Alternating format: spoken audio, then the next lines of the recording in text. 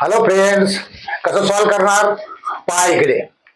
2x+1 x into x⁻b x⁻a+b हा formula आहे. या फॉर्म मध्ये आपल्याला दिलेला आहे. आपल्याला या फॉर्म मधून या फॉर्म मध्ये लिहायचं आहे. कसं लिहिणार हे बघा. हा 2x हा 2:1 इक्वल टू 4x इंटू 4:1 आपण या फॉर्म मधून या फॉर्म मध्ये लिहिलेलं आहे. याला आता काय करणार. आता बघा, ही एक x ची टर्म आहे आणि ही एक x ची टर्म आहे. आपण याला 2x अपॉन 4x असं लिहिणार आहोत आणि इक्वल टू हा 4:1 अपॉन 2:1 हा इकडे गेला डिवाइड. यालाच कसं लिहिता येतं हा फॉर्म्युला बघा. x⁻m upon y⁻m x upon y total चा पॉवर होतो m. या फॉर्म मधून आपल्याला या फॉर्म मध्ये लिहायचं आहे.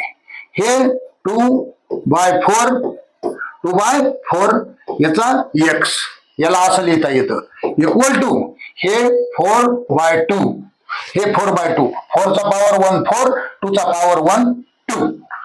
तर आता याला काय करता येईल. हा 1 जा हा 2 जा इथे हा 1 जा इथे हा 2 जा इथे काय 1/2 इथे लिहा 1/2 पॉवर किती x इक्वल टू हे 2/1 मीन्स 2 पण 2 चा पॉवर 1 लिहायचा.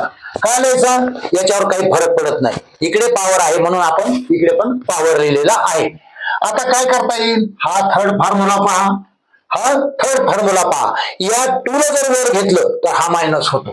याला जर वर घेतलं तर तुम्ही याला मायनस करायचं. मग आपल्याला ह्या 2 ला आपण वर लिहिलं तर याचा पॉवर किती झाला -x इक्वल टू हा 2:1 आहेच 2:1 आहे. इथे बघा हा बेस आणि हा बेस सेम आहे कट झाला. इथे काय शिल्लक राहिला -x इथे काय शिल्लक राहिला -x आणि इकडे काय शिल्लक राहिला हा 1 शिल्लक राहिला. तर आपल्याला काय करता येते. आपल्याला हा -x या मायनसला आपण तिकडे शिफ्ट करूया. हा x लिहिला इक्वल टू लिहिला पण हा मायनस इकडे शिफ्ट झाला -1 आणि हेच आहे आपलं आन्सर.